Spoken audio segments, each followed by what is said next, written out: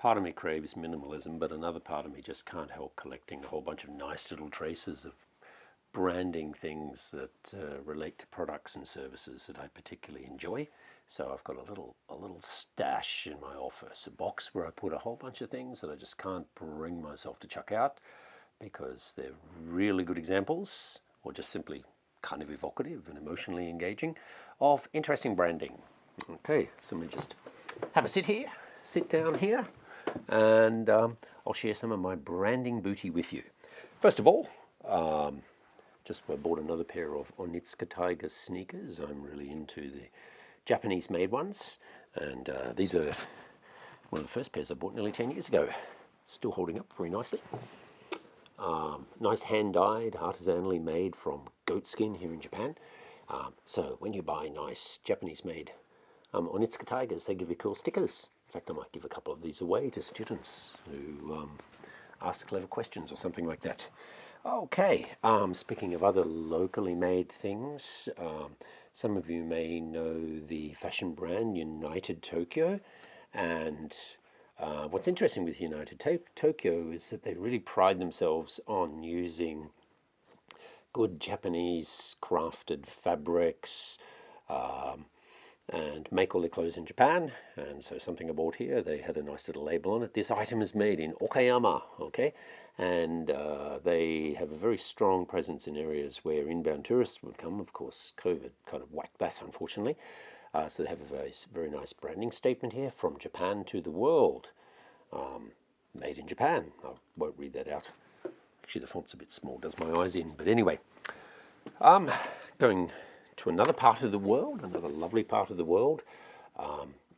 This is made in Finland. This is something I love in summer. It's my wonderful washed linen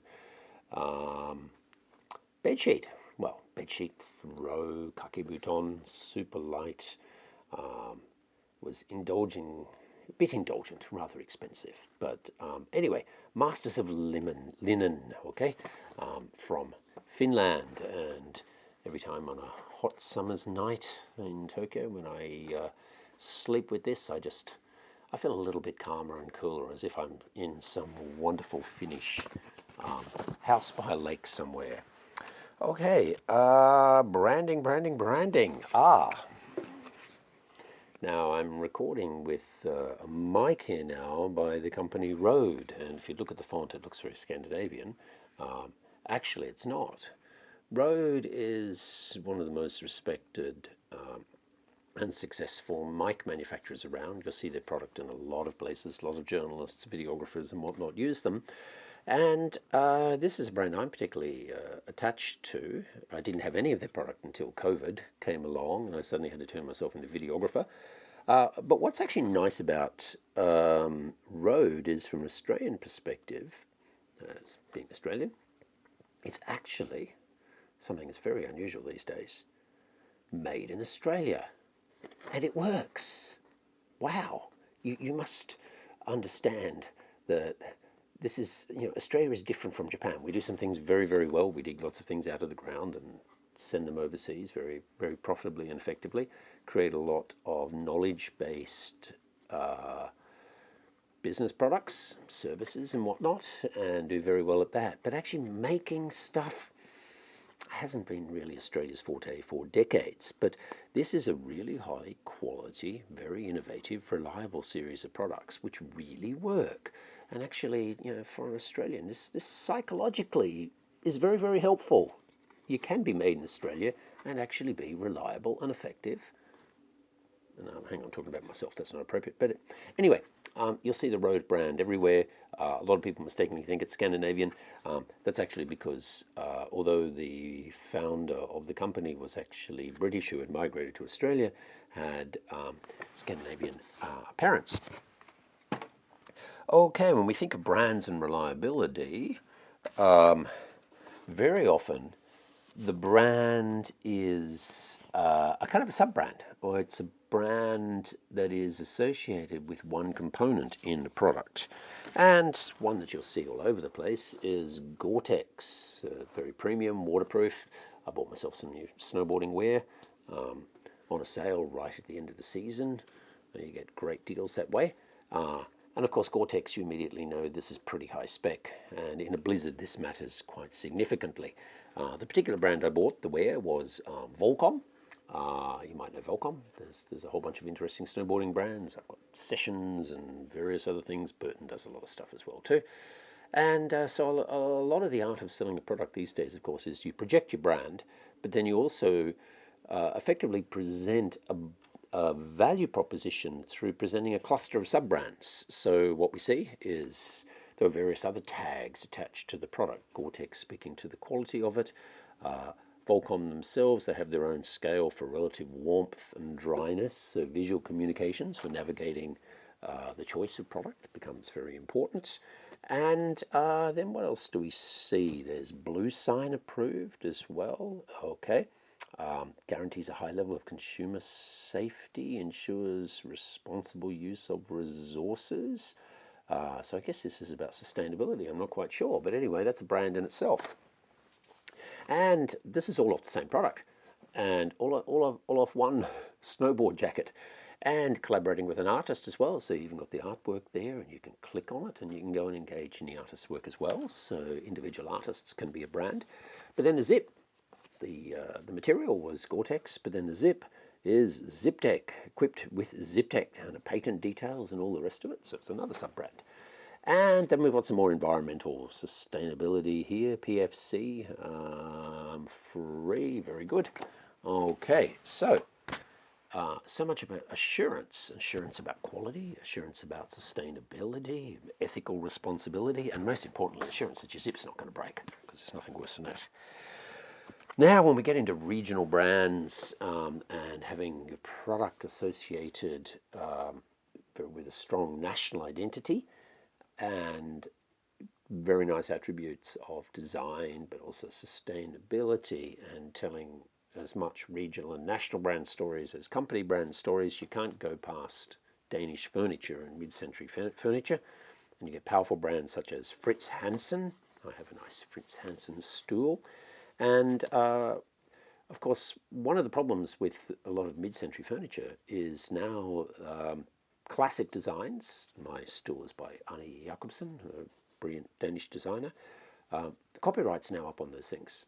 So how do you convince people to keep buying the product as it was made by the original manufacturer when it was licensed by the designer, when these days a whole bunch of companies can legally make cheap knockoffs? Well, one thing is really about efforts to reassure consumers about the particular quality, why you actually pay so much for an original, in the sense of, although it's not made by the designer by their own hands, made by the company that was licensed originally by the designer. So quality assurance, part of actually being part of the original brand story and whatnot. And so the brand itself becomes a sense of provides a sense of exclusiveness, and the consumer will feel better about what they're buying. And in this case, authenticity. So not just the story of authenticity, but actually confirming the authenticity. So the registration of the product and using holograms and all the rest of it to make sure that it's genuine. And some ways they get it quality, for example, is you even get a little certificate, and I've got a little signature of the person who signed off with the employee initials and a number and the precise date that they've made it, so you feel a little bit special like that. Actually, I realise this one is for my Arne Jacobsen 7 chair, which I've got in my office here, not my stool, which is at home. Okay, let's keep digging around, scrap heaping here. What have we got? All originals. This is the power of a brand story and a nice logo, and that brand story being evocative and allowing consumers to think that they are literally buying into something special, a bit historical, maybe tied to an endearing place. It's getting rather warm outside, so I think I'll be wearing this soon enough. My Hawaiian shirt, okay? This is by the brand Kahala, 1936, Hawaii. And it says the original Aloha shirt since 1936. Now, this little label, it's very nice. It's nice and retro. I love this. I love this orangey reddy color. This label is worth $50. $50 on every shirt. Because the truth is, without this label on the shirt, people think, oh yeah, just another shirt, probably made in China or somewhere like that. Ah yeah, looks all right, $25. You put this on here, and this evokes in consumers a very strong sense that they are getting an original storied item. And so when the shirt is $75, that seems quite acceptable. $75 just to buy into part of Hawaiian heritage, where you can insert yourself to some degree in that brand story, literally by wearing it. Okay, so it's good for $50 now. I actually got the shirt on a sale, but I still paid something like $55 for it. So at very least, even on a sale, this little thing was worth $30. Now, of course, the product manifests certain design attributes and whatnot that reinforce that story. But the truth is that the knockoffs, the copy, are so good these days that in itself is difficult to discern from a consumer's point of view. So another case of interesting brand stories, and by the way, generally notice the simpler the labels, often the more expensive and exclusive the product is. Look at this, it's a nice and simple little label. You can make it yourself, really, with a copier, a bit of string. This is one of my favorite brands, Engineered Garments, made in New York. Now, the very moment you decide to make clothes in New York, you're obviously committing to premium pricing because the sheer cost of employing labor. Now, this is Engineered Garments is actually Japanese designer, Daiki Suzuki, very interesting character, very talented designer, New York based, has been for quite a while. Hugely recognized and influential in the fashion industry, and very big influence back in Japan. He contributed very much to the workwear boom, and notably Japan as a leading influence in terms of workwear, which was actually very much inspired by American workwear. So it's gone full circle. And just so he's got a little brand statement here, this is very common. There are many ways of living, conditions, capacities, shapes, growth, function, purpose, practice, use, work, and operation. Collectively arranged, assembled, produced, and planned. Built showing use, process, and form. Engineered Garments, New York. And, you know, generally engineered garments, I like them very much, but I'm always a little bit ouch when I pay for them. They're very good. I think the jacket this came off cost me about $1. But there is this interesting thing. Engineered Garments doesn't scream out engineered garments. It's not like across it. It's not supreme, okay, which is about as subtle as a kick in the head. This is very subtle. It's the line of a stitch around the pocket, for example, the shape of a pocket, or some other detailing. And I was in Blue Bottle Cafe, Blue Bottle Coffee.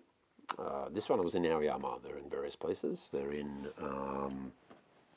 Brooklyn, and here's a card for the Brooklyn locations. But I was in the Aoyama one, and you know they've got this big long bench table, lovely wood bench table. And I was sitting there having my coffee, and there was a guy sitting across from me I didn't know. He kind of looked at my jacket. I looked at his jacket. He looked at my jacket. He just gave me this very subtle, knowing nod, and I went back to him, which meant you're wearing engineered garments. I know it, and you're looking good. And I know it, so I'm feeling good.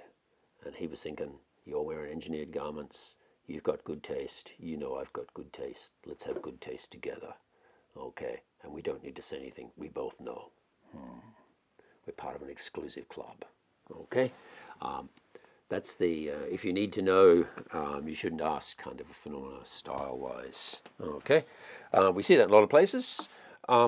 In terms of other brand stories, let's stay with New York, because there's already so many brand stories to tell. My glasses are from New York. Moscot is one of the best brands I know in terms of telling their own brand story.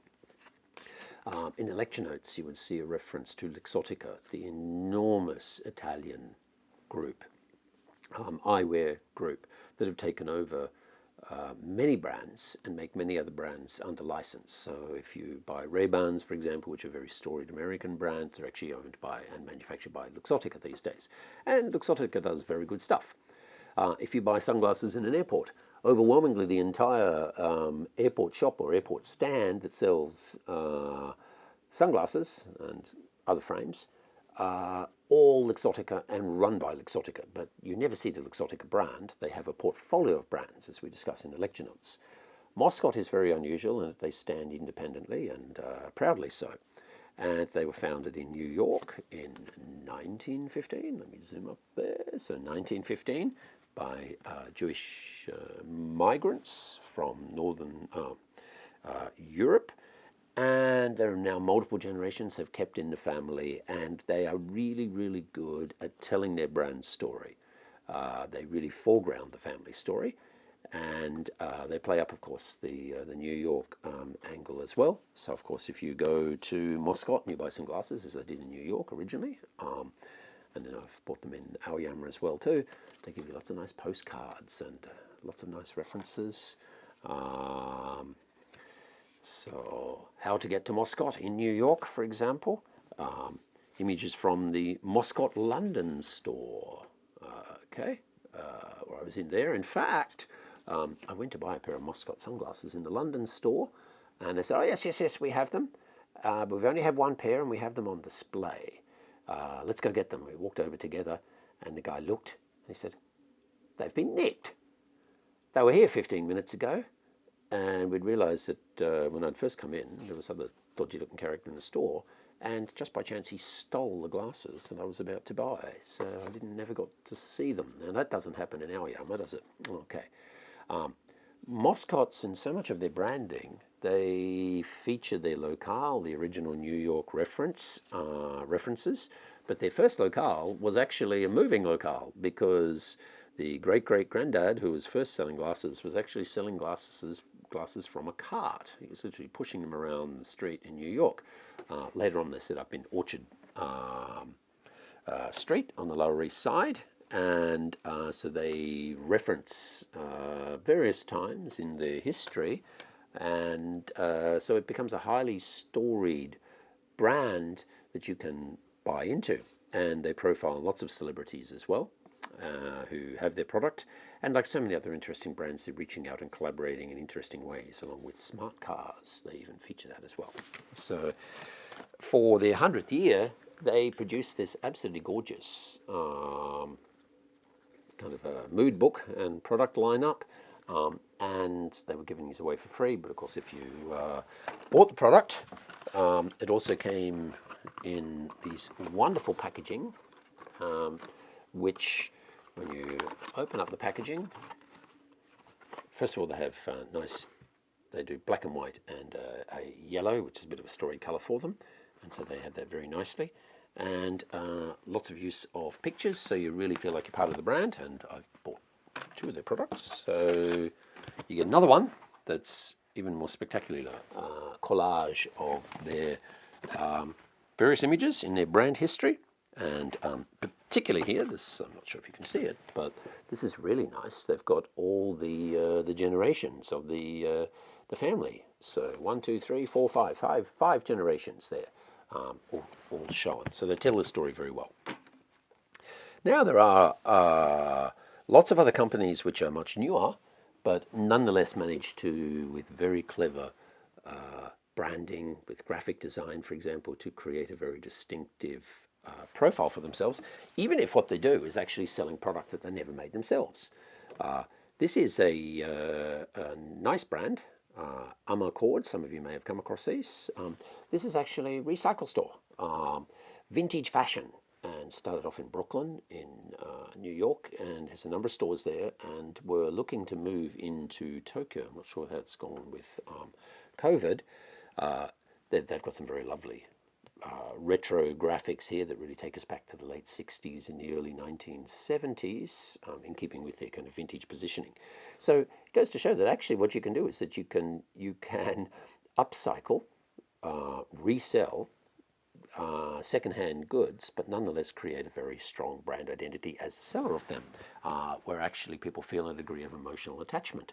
And this is interesting because the very act of going to the store, which already has a somewhat curated selection, to use an on-trend term, But then you go in and you curate the curated collection, as it were. You go in and you invest some effort and you search through the product and you find something that speaks to you. So you're very heavily invested in it. And this is a very important thing with brand experiences and forming emotional attachments. Yes, brands offer us assurance, they offer us a value proposition, and in some sense they relieve us from a lot of effort. If you're not sure what car to buy, you buy the Toyota. If your primary concern is reliability, or you just simply don't want to be blamed for having bought a dud car that leaves your family, stuck in the middle of nowhere, for example, as I mentioned in the slides. At the same time, if people have to do a little bit of work to engage with your product, they're more likely to have to form an emotional attachment. So the art of effective branding is to get people's attention to, literally at first glance, offer a potentially engaging value proposition or something that's just emotionally engaging. Get people to invest some time in it, maybe to explore your site, to explore your product, maybe to watch a video of the nature of the product, a mood video, a branding story video, whatever. And then the very fact that they've invested energy into engaging with your brand means that psychologically they are a little bit more invested in your brand. Okay? So it is a win-win situation. You make an effort to engage with it. You feel like you have, in some sense, a bit of ownership. It's become part of you. So brands need to strike a balance between not being just there for anybody all the time. That works in some contexts. It works for Uniqlo, and in a funny kind of way, even for a premium product, it works for Apple, because there's strong functional as well as stylistic imperatives. Ideally, you would like to be a little bit exclusive so that people feel kind of special when they have this product relative to others. So that is a critical dimension. But if you overdo the exclusive, then it can be alienating. People just won't form an emotional attachment. And the most exclusive fashion houses, for example, have always tried to strike a balance on this, particularly when they think about brand extension. It's very, very tempting for a luxe brand to extend their brand into a range of more accessible product lines, partly because you can generate a lot of cash flow, partly because you then can help people to form an emotional relationship with the brand, and then maybe you lure them to spend money on your more expensive products. At the same time, if it's too accessible, it may lose some of its perceived exclusivity. And you also need to tell stories of origins and continuity and links with the past, while also continuing to innovate, because you have to be engaging in certain ways. Now, Hermès, they do this quite effectively, one of the great French luxe brands. One of the ways that customers can engage with luxe in an affordable way is through fragrance. And although perfumes are often very expensive, if you actually work it out per spritz, per spray and whatnot, you can give yourself a little squirt of luxury over a long period of time with one bottle of fragrance. Now, sometimes what the brands do is they really want you to feel a particularly close attachment to the very heart of the brand's stories. So in this particular case, this is one of the more summary fragrances that Hermès have done. Un jardin sur le toit. So a garden on the roof, inspired, as the story goes, by Jean-Claude Eleanor, the perfumer, who was the in-house perfumer at the time, being up on the roof of the headquarter building in Paris, and he was smelling some of the garden, magnolia and whatnot there, and they had this garden series, and they thought, okay, well, let's make a fragrance kind of based on it. So one squirt of this, and you feel like you've managed to not only get into headquarters, but be up on the garden at a nice time. And I can keep digging around. I've got so many other things here. This is here, I must admit, this is a bottle of booze, but you will notice it hasn't gone down very much during the semester, okay? But I like this. This is an Okinawan rum with the most extravagant brand description about rum. I love it because of such a retro labeling. I always leave it up here. It was a gift, and I'm very grateful for it. So it says, bats dancing in the night sky, suspended magic, falling in drops. These are the things that make men and women covet love. This is the magic of rum, a sugarcane love potion.